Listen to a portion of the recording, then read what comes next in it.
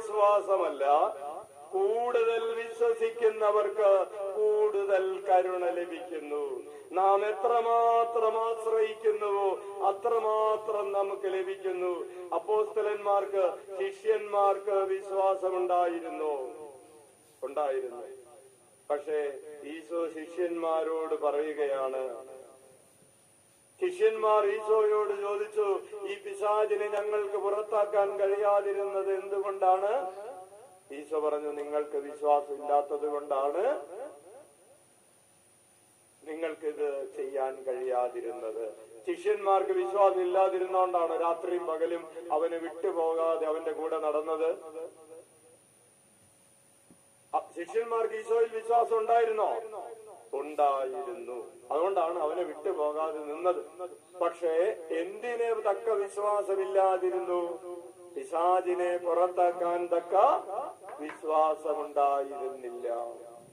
നമ്മൾ പള്ളിയിലിരിക്കുന്ന ആർക്കെങ്കിലും വിശ്വാസമില്ല എന്ന് പറഞ്ഞാൽ ആരെങ്കിലും സമ്മതിക്കുമോ? ഇല്ല.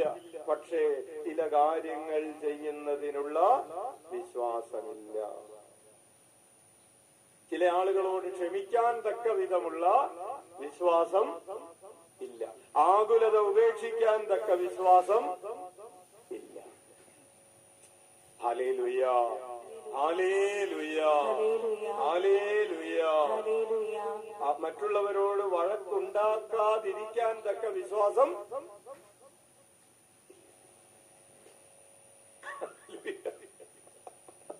ഭർത്താവിനോട് വഴക്കുണ്ടാക്കാതിരിക്കാൻ തക്ക വിശ്വാസം.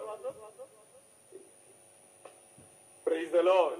അപ്പോൾ പ്രിയപ്പെട്ടവരെ, ഈ മൂന്ന് കാര്യങ്ങൾ: ഒന്ന്, ഈശോയോട് കരുണയ്ക്ക് വേണ്ടി യാചിക്കുക; രണ്ട്, മറ്റുള്ളവരോട് കരുണ കാണിക്കുക; മൂന്ന്, ഈശോയുടെ കരുണയിൽ കൂടുതൽ ആഴമുള്ള വിശ്വാസത്തോടെ പ്രത്യാശ വയ്ക്കുക.